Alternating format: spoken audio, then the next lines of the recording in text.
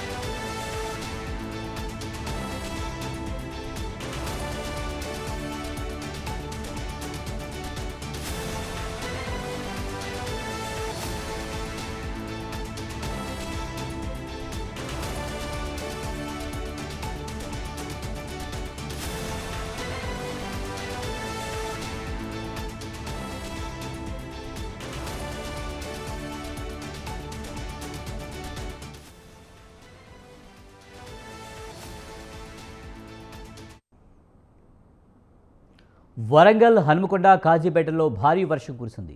అర్ధరాత్రి నుంచి ఎడతెరిపి లేకుండా కురుస్తున్న వర్షంతో హనుమకొండ బస్టాండ్, చౌరస్తా, ఇతర లోతట్టు ప్రాంతాల్లో నీరు నిలిచింది. కాజీపేట, హసన్పర్తి, రెడ్డిపురం, గోకుల్ నగర్, అంబేద్కర్ నగర్, న్యూ సాయంపేటలో వరద నీరు నిలవడంతో ప్రజలు ఇబ్బందులు పడుతున్నారు. లోతట్టు ప్రాంతాల్లోకి వరద నీరు వచ్చింది. ప్రజలు సురక్షిత ప్రాంతాలకు వెళ్లాలని అధికారులు సూచించారు.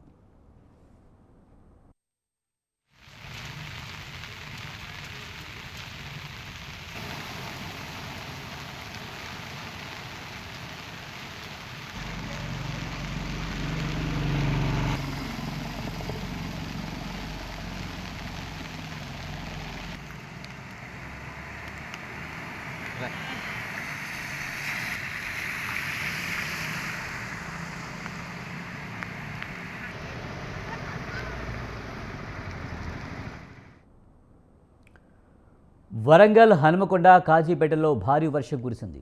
అర్ధరాత్రి నుంచి ఎడతెరిపి లేకుండా కురుస్తున్న వర్షంతో హనుమకొండ బస్టాండ్, చౌరస్తా, ఇతర లోతట్టు ప్రాంతాల్లో నీరు నిలిచింది.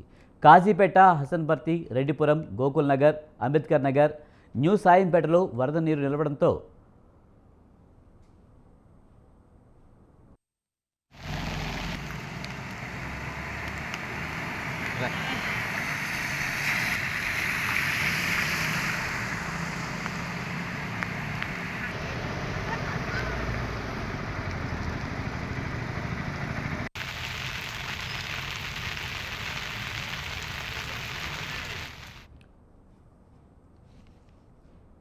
వరంగల్ నుంచి ఖమ్మం వెళ్లే ప్రధాన రహదారిపై వరద నీరు నిలిచింది. రోడ్డుపై భారీగా నీరు నిలవడంతో ఎక్కడికక్కడే వాహనాలు నిలిచిపోయాయి.